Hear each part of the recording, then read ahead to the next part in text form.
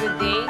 Welcome to Doc Willie and Liza. Doc Willie and Liza Live. Ang pag-uusapan po natin ngayon ay ang brain drain o ang pag-alis ng mga doktor at nurses para magtrabaho sa ibang bansa.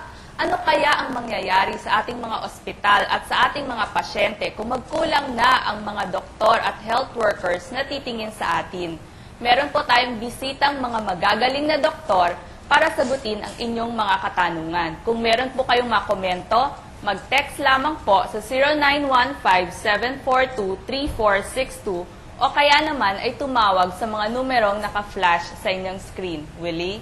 Okay, Lisa, maganda na show natin ngayon. Tuwan-tuwa tayo. Dito tayo ulit sa RJTV. Pangako ko sa inyo, magagaling at mababait ang mga guests natin. Okay, papakilala ko na sa inyo. Sa katabi ko ay ang convener ng Committee to Improve Doctors' Working Condition for the Philippine Medical Association. He is an infectious disease doctor, very famous, the past president of the Philippine Society of Microbiology and Infectious Disease. He is also the director of the Philippine College of Physicians, ito grupo ng mga internists. He is also recently appointed the executive director of PCHRD, Philippine Council for Health Research and Development.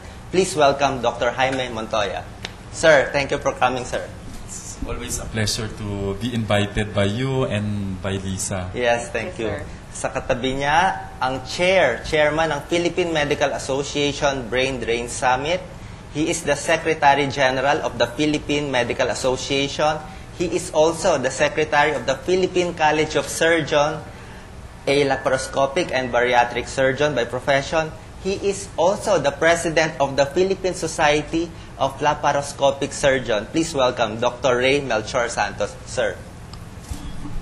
Thank you. Magandang hapon, Willie and Lisa and Jimmy. It's nice to be working with you. Thank you, sir. Thank you, sir. At sa katabi niya, ating isang doctor na guest, na co-host din, si Dr. Kiko Robles. He is the Secretary of the Asian Medical Students Association and former President ng Philippine Medical Students Association. Intern siya ngayon sa Fatima. Kiko, kamusta? Good afternoon sa inyo lahat. Salamat sa pag-iimbita niyo sa akin dito. Sa Doc, Willie, and Lisa. Okay. Thank you. Lisa? Sir, for Dr. Santos, kasi po merong PMA for the military, no po. Ano po ba yung Philippine Medical Association para sa mga doktor? Actually, ang Philippine Medical Association, yan ang pinakamalaking organization of doctors.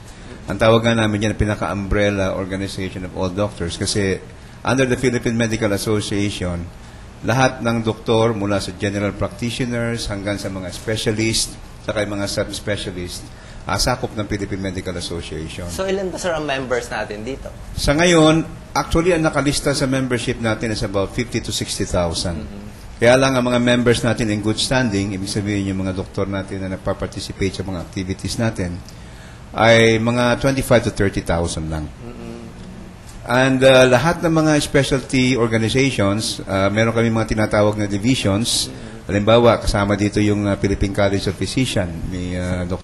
Toya, yung Philippine College of Surgeons, yung Philippine Society of Pathologists, Philippine Pediatric Society, yung sa mga specialista sa bata, yung Society ng OB-GYN, yung mga sa mga buntis naman, yung Philippine Society of Rehabilitation Medicine. So, marami talaga mga societies. Lahat, sakop lahat yan.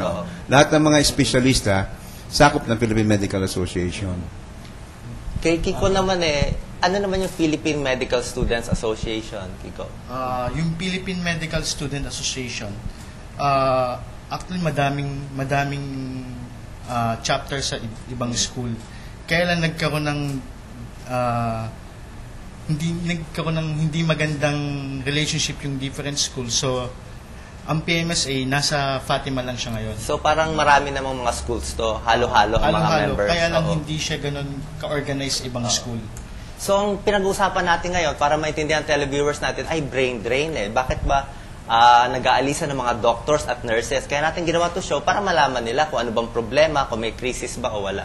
Sir, ano bang mauubusan na ba tayo ng doctor sa Pilipinas? Lagi natin nababasa sa dyaryo. Dr. Montoya? Well, mabuti nga na-bring up mo yung topic na yan dahil I think importante na malaman din ng ating mga kababayan yung problema. ito nagsimula na ng maraming taon na, no? Several years na ito nangyayari. Kaya lang napagtuunan talaga ng pansin ngayon dahil naging mas grabe yung pag-alis ng mga doktor sa Pilipinas dahil nga sa nangyayari na may mga doktor na kumukuha ng nursing. Alam niyo naman, ang nursing is in demand. So, lumilipat sila sa nursing dahil yun ang kanilang pagkakataon para makapunta ng